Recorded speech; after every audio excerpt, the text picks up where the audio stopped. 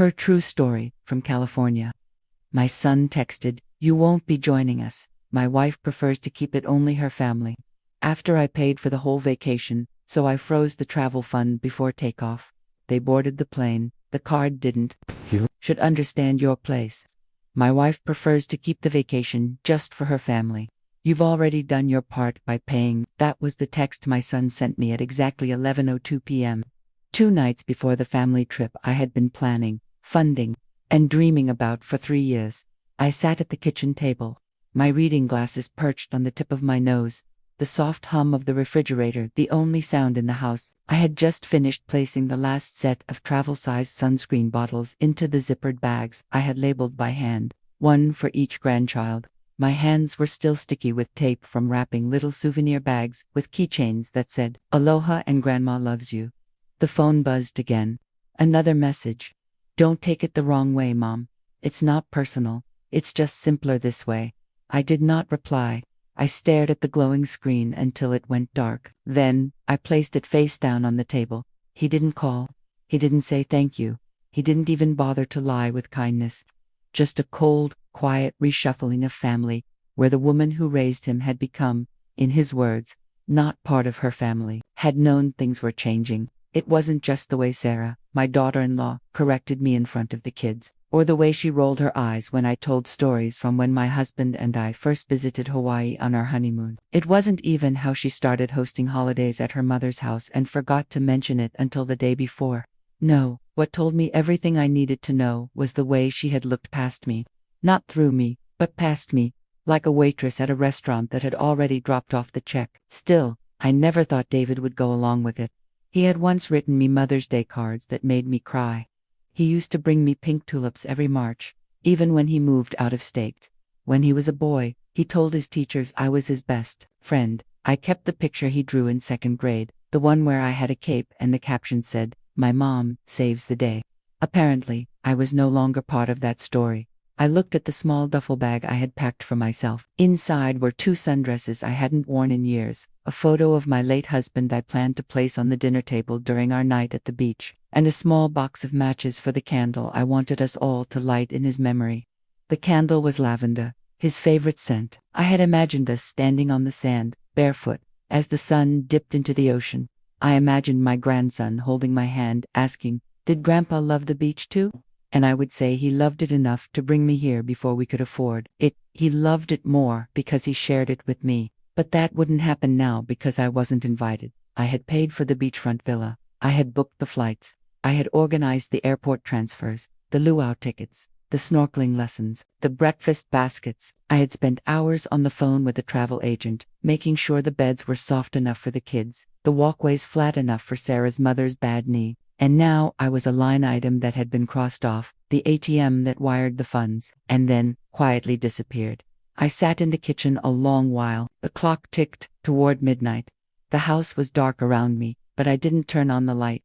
I let the dim glow of the under-cabinet bulbs cast long shadows over the counters I had scrubbed earlier that evening. For a moment, I felt anger, not even sadness, just shame. The quiet, aching kind that makes you feel like a fool for hoping. I thought about calling him. I even picked up the phone. But what would I say? That hurts. He knew that. You've changed. Of course, he had. Please, let me come. I couldn't beg. Not after all I had given.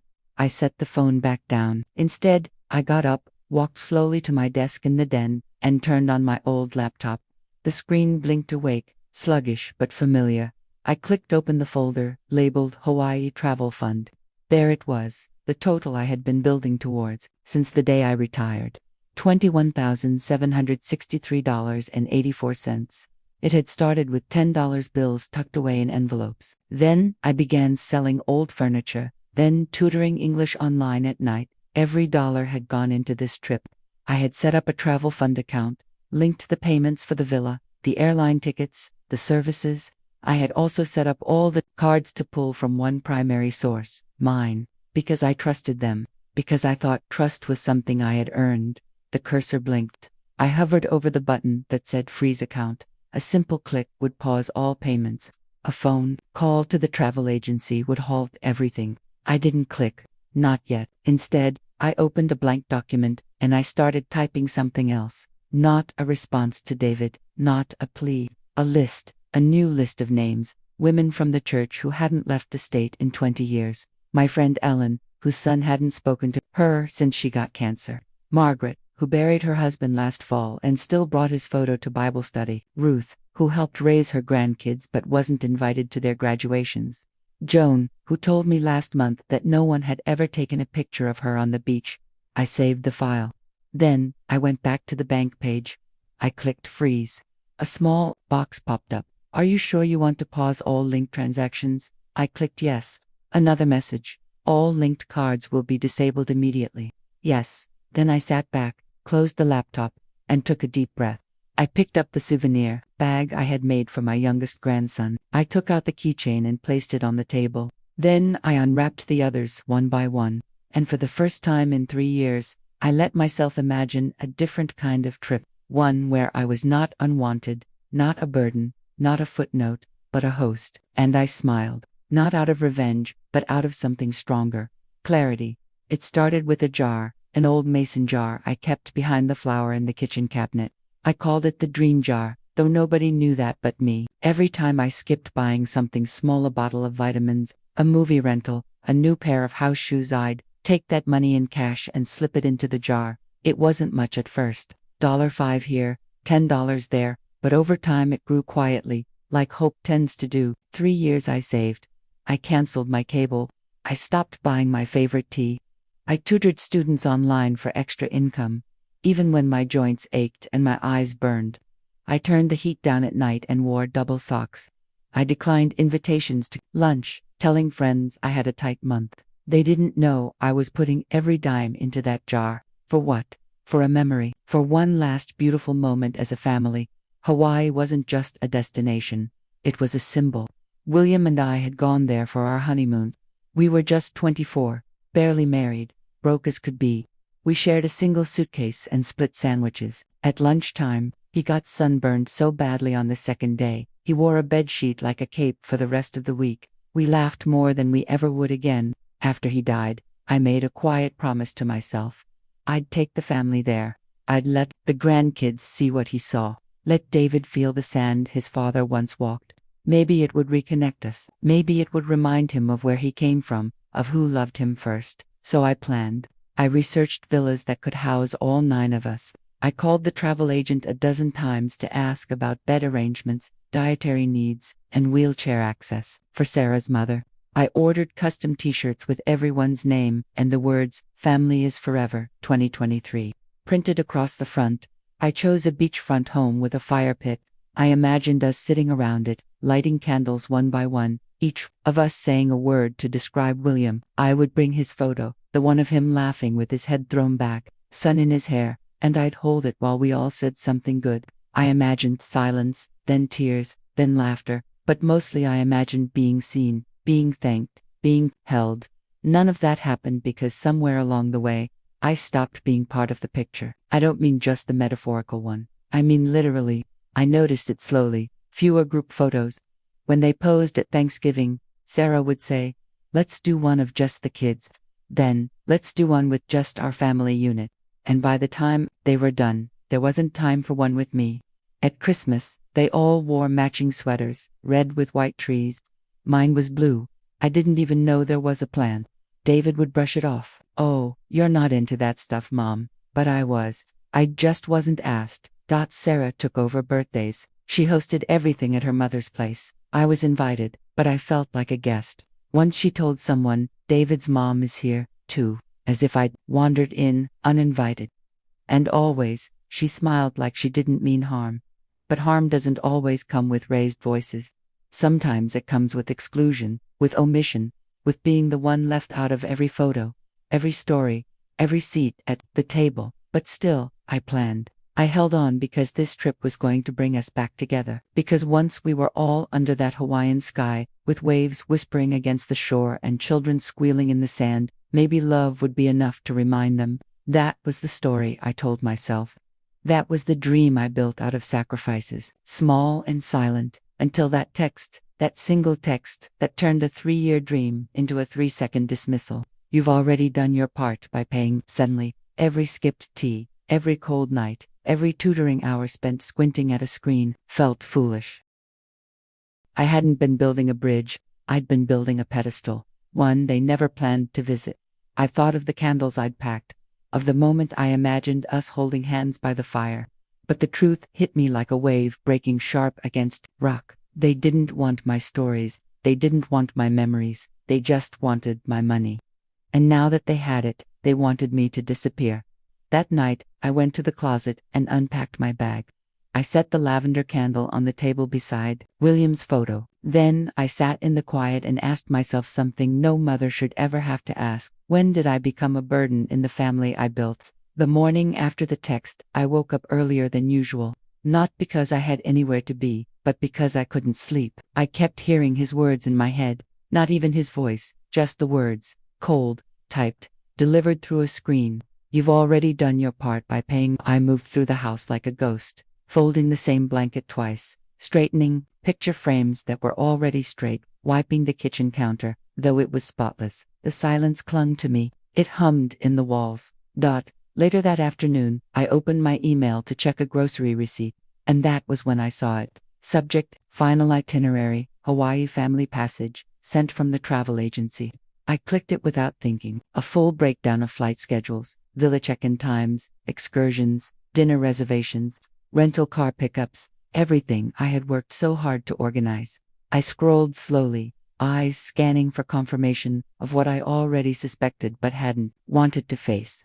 There were 8 names: David, Sarah, their 2 kids, Sarah's parents, Sarah's sister's boyfriend, not mine, not mom, not Evelyn, not anywhere. 8 plane tickets, 8 lay greeting passes, 8 guests registered at the villa. I was not one of them. I stared at the screen, my hand hovering over the mouse. Then I zoomed in. Maybe there had been a mistake. Maybe I was under guest 9. Maybe they'd added me separately. Maybe. But there were no other attachments, no side bookings, no separate confirmation, just 8. I sat there for a long moment. Then I closed the laptop gently, like it might break if I moved too fast that evening. Sarah called. Not David, Sarah. Her voice was overly cheerful. We're just wrapping up, packing, she chirped. I hope everything's set on your end, money-wise. I think the final payment hits tomorrow, right? I didn't answer right away. Then I asked softly, is there anything you need me to bring? A pause, a sharp, awkward silence. Bring, she echoed. Oh no, you don't need to bring anything, I pushed gently. Just wondering if I should pack any games for the kids or snacks for the flights. I know sometimes they get motion sick. She cut me off, still smiling, but with steel in her voice. Now, Evelyn, we've got it all handled. You really don't need to worry. In fact, we were thinking it might be best if you took this trip to rest. Stay home. Focus on you. She didn't say it with malice, but the finality was there. They had planned the whole thing with me excluded and were now pretending it was for my own good. After the call ended, I stood in my kitchen, staring out the window at the bird bath William had installed 20 years ago. The water was still, not a ripple, just like me. Not angry, not shocked, just still. I walked to the closet, pulled down the small fireproof lockbox, and opened it. Inside were the documents I'd kept since opening the travel fund, the account I created, the account I funded, the account linked to every single booking. I flipped through the forms. There it was in bold letters: account holder, Evelyn Rose Carter. Authorized users, none. No cosigners, no shared ownership, no alternate access. I sat down and opened my banking app. There it was, travel fund. $21,763.84. Status, active, linked cards, 6. Primary billing owner, me. That's when I started thinking about how easily they had erased me, how confidently, how they had spent my generosity like it was their right and discarded my presence like it was a burden. I was never meant to go. They just needed the money. It had never been our vacation. It was a transaction. And I had been the bank. But the thing about banks is they can close. I did not make any decisions that night. Instead, I turned off the phone, made myself a cup of peppermint tea, and sat with it. I let myself feel it fully. Not just the insult, but the clarity. They did not forget me. They omitted me. And worse, They assumed I would be too passive, too old, too grateful for crumbs to notice. They thought I'd stay in the shadows and smile anyway. They forgot who raised them. I closed the app, and for the first time in months, I slept through the night. I didn't yell. I didn't cry. I didn't call anyone to announce what I'd discovered. No dramatic phone calls. No explosive accusations. I simply made tea, sat in the chair William used to call the lookout, and stared out the window while my laptop blinked awake beside me. The house was still. No TV, no radio, just the wind tapping against the pane and the occasional hum of the fridge. And in that silence, something inside me settled, not like calm, but like stone. I was no longer confused. I was no longer waiting for an apology. I was planning. I opened the banking application and scrolled to the travel funds section. My name was still at the top, account owner. I checked the linked cards, 6 in total, 1 for the resort, 1 for the car rental company, 1 for the airline, 3 for incidentals, food, excursions, entertainment, all set to autodraw from the same source, my fund. I clicked the settings tab. There it was. Transaction lock, freeze mode. A small note beneath it read, activate this. Setting to pause all outgoing charges from this account. Linked cards will be disabled. No new charges can be authorized without account owner verification. 1 click. That was all it would take. But I didn't click it yet.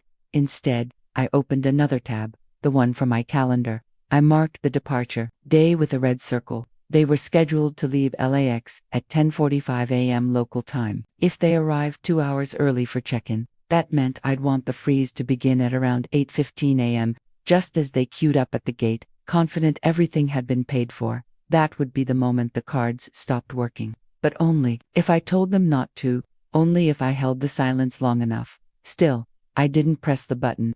Not yet, because once you decide to stop playing the role, people assign you the good mother, the generous grandmother, the smiling supporter who never asks for anything back. There's no returning to that mask, and I wanted to be sure. So, I gave them one last chance. Just one. I sent a message to David. Simple, soft. Let me know if you'd like any help with the kids' bags or snacks before the trip. I can bring some extra motion sickness bands for Emma. No reply. An hour passed. 2. I could see that the message had been read. Still nothing. No thank you. No acknowledgement. No, we appreciate you.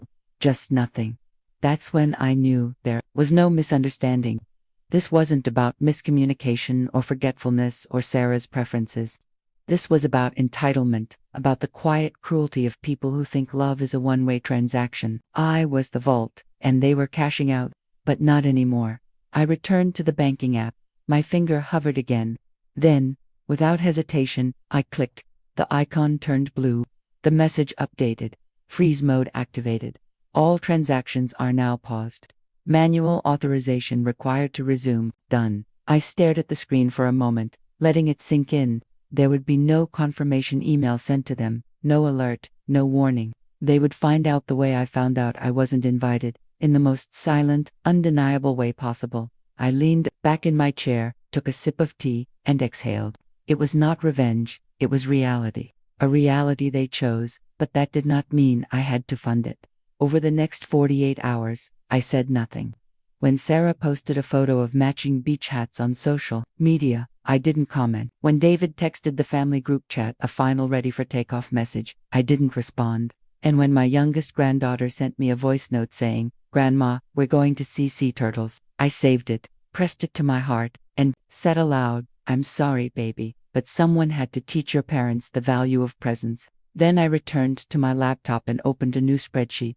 This time, it wasn't for them. It was for me.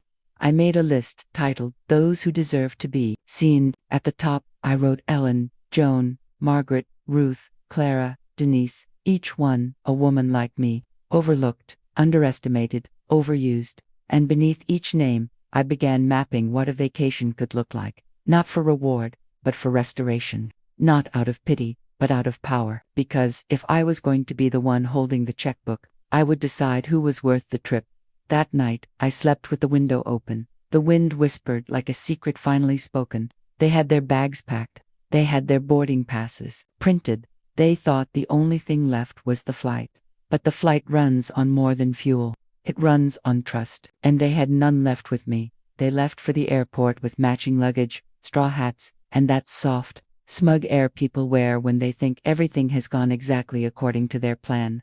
Sarah posted a photo on Instagram from the back seat of the Uber, the kids grinning, David making a peace sign, her own caption reading, "Off to paradise, family only." The last part cut like glass. I saw it while sitting at my kitchen table, sipping coffee from a chipped mug I had owned since before David was born, the same mug he once made me breakfast in bed with when he was 9 years old. I did not like what I felt, but I did not look away. I watched their story unfold frame by frame, at the airport, at check-in, at the gate, luggage stack, kids jumping. Sarah's mother posed beside the airline sign like it was a red carpet. 8 smiles, no seat for me. Then the message came in. "David, hey, getting weird error at check-in. Can you check the travel account real quick?" I didn't reply. 5 minutes passed. Then another, "David, they're saying the card was declined multiple times. You see anything on your end?" Still, I said, "Nothing."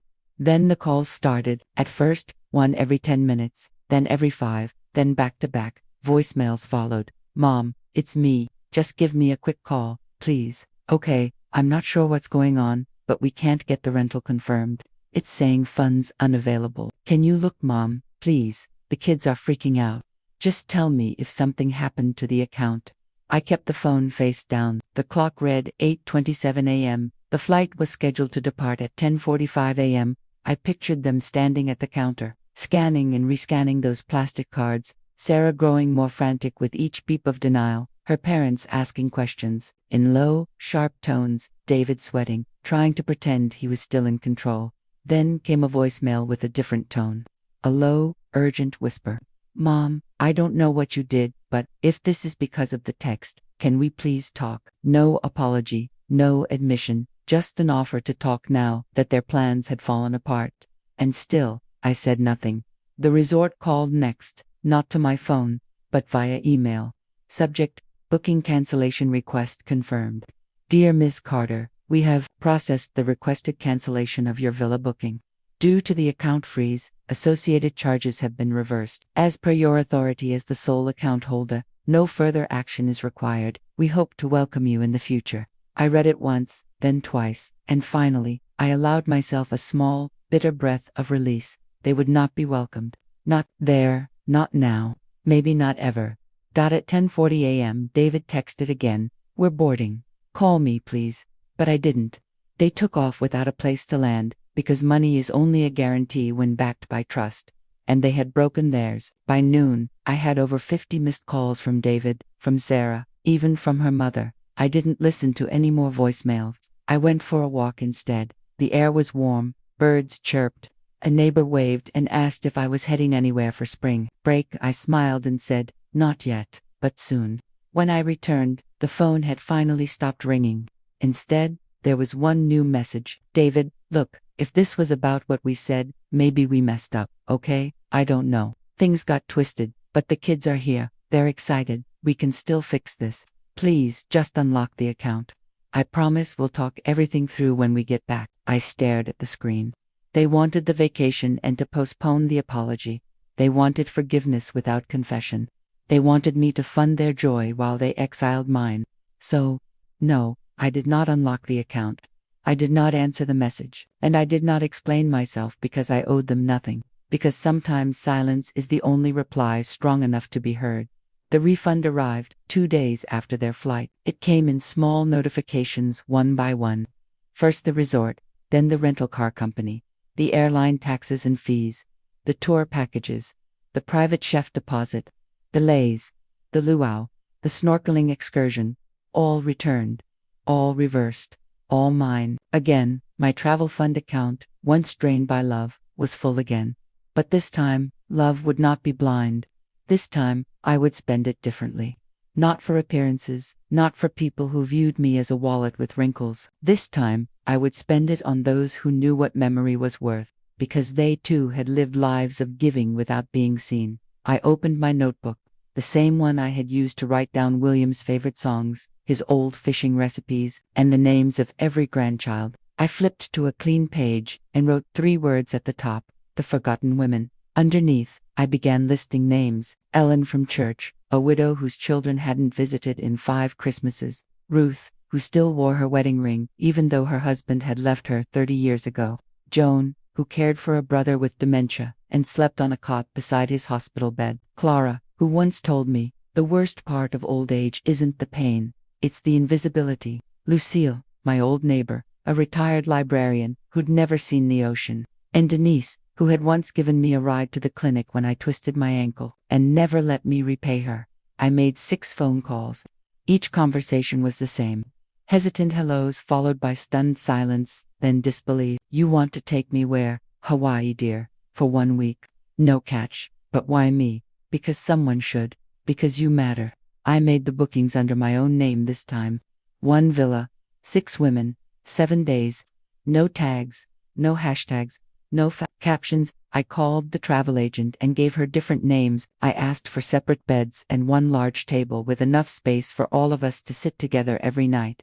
Then I went to the box beneath my bed. Inside was the photo of William I had planned to place at the head of our family table. His smile, still strong, still mischievous, still mine. I had the photo enlarged and framed, not in gold, but in soft walnut, the kind of wood that grows darker and more beautiful with time. I packed it in bubble wrap and placed it carefully in my suitcase. When we arrived at the villa, a place perched above the ocean, where palm trees swayed like slow dancers and the salt air kissed your skin before you knew it, I walked through the front door and set that photo on the dining table.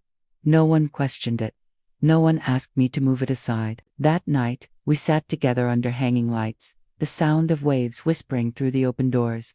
Ellen wore a bright scarf and kept refilling everyone's wine. Joan toasted to finally being somewhere she didn't have to clean after. Ruth cried when she saw the view from her window. We didn't talk about who forgot us. We talked about who we remembered. We didn't compare scars. We showed each other the strength beneath them. And William, my William, watched it all from the center of the table, his smile never fading. Each night, we lit 1 candle beside his photo. Each woman said one thing they wished someone had told them when they were 30. "I see you. You're allowed to rest. You don't have to earn love. Your story matters. You are not a burden. You are never invisible." On the last night, we walked ashore in silence. The stars were so close it felt like you could reach up and tuck one into your pocket. The water curled around our ankles. The moon made silver of every wrinkle and curve and scar. I looked around at the women beside me, women who had given without asking, loved without limits, endured without applause, and I realized something. I hadn't just taken them on vacation. I had brought them home to each other, to themselves, to the reminder that memory, when shared with the right people, becomes more than a flash in time. It becomes legacy. The email arrived 3 days after they returned. I had just come back from a morning walk, the ocean still whispering in my ears. My suitcase was halfway unpacked, with a half-eaten pineapple wrapped in the fridge, and the scent of plumeria still clinging to my clothes. I sat down at my desk, opened my inbox, and there it was. Subject: "Just want to clear the air," from David. I stared at it for a long moment before clicking. "Hi Mom, we're back now." It was, well, not quite what we imagined. A lot went wrong, obviously, and I guess some of that was our fault. I'm not saying everything was handled perfectly. Maybe things could have been communicated better. Sarah says, "Hi, by the way, she was really stressed and didn't mean to exclude you like that. I think maybe she just wanted the trip to feel a certain way. You know how she gets about structure. Anyway, I've been thinking, maybe we weren't fair. Maybe we messed up, but we're home now and trying to sort through a lot. Honestly, the kids are confused, and we're trying to shield them from too much drama. That said, we're in a bit of a bind financially. We had to rebook a bunch of stuff on credit, and it's kind of snowballing now. So, I just wanted to ask, if you're able, could you maybe consider returning the original deposit we gave for the trip, or even part of it? I know you probably feel hurt, but we're still family. Just let me know." David. I read it once, then again, then a 3rd time. Each time, my eyes found their way back to 1 sentence. "If you're able, could you maybe consider returning the original deposit?" I leaned back in my chair, letting the silence sit thick in the room. They wanted the money back. Not just an apology, not healing, not reconciliation. They wanted a refund. I thought about the word deposit. as if they had invested something, as if they had contributed to a collective vision. But they hadn't deposited anything but assumption. Assumption that I would pay, that I would remain silent, that I would feel grateful to be included, even on the outskirts. I clicked the Sent Items folder and found the original transaction. Every payment had come from my name, my account, my sacrifice. There had been no shared fund, no co-signed contribution, just me. They were asking me to give them my money to cover the cost of their choices. It would have almost been funny if it weren't so familiar, because that's what mothers do, right? Pay the bill, swallow the insult, hold the pain, and hand over the blessing. Get erased from the photo, but still by the frame. I closed my eyes and pictured the dining table in Hawaii. 6 women laughing, clinking glasses, passing bread, William smiling from the center in his walnut frame. No demands, no expectations, just presence, just peace. Then I thought of David's email, the absence of any real apology, the presence of excuses, the convenient inclusion of Sarah's stress, and the vague suggestion that I should just understand, but understanding doesn't mean surrender. And love without respect is not love at all. I reopened the email, hovered over the reply button, then closed it again. There was nothing I needed to say. Because if you need to explain why you won't refund, betrayal, the person asking, never deserved an explanation in the first place. I folded the laptop shut and went to the kitchen.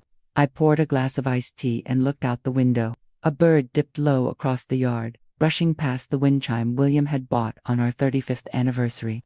It sang a note as light as memory, and I smiled. I may not have received a true apology, but I no longer needed one because I had something better. I had clarity, and I had kept what was mine. I sat on the beach, toes buried in the warm, forgiving sand, watching the tide roll in like breath itself. The sky was the kind of pink that only appears in postcards or memories you swore you'd forgotten. Behind me, the villa glowed with the sounds of women laughing, not loudly, not for show, but in that low, full way that comes from somewhere deep, from someplace healing. Ruth was telling a story about the time she took the wrong bus and ended up 3 towns away from her wedding rehearsal. Ellen was trying to teach Joan how to hula, with a flower tucked behind one ear. Denise was singing an old lullaby under her breath, and Clara, sweet Clara, was writing a postcard to herself, addressed to the home she said no one had written to in over a decade. I watched them and thought, this is what family looks like when no one's trying to impress each other. Just presence, just joy, just permission to be. It had taken me a long time to understand that love doesn't come with volume. It comes with consistency, with showing up, with listening, with choosing someone, even when they're no longer convenient. That night, after dinner, we gathered outside on the patio. I pulled out the candle, lavender, the last one. I had brought 7. 6 were already lit, each one by a different woman, each one carrying a memory, a name, a goodbye they'd never been allowed to say aloud. Now it was my turn. I set William's photo at the center of the table. The women fell quiet. I held the matchstick in my hand.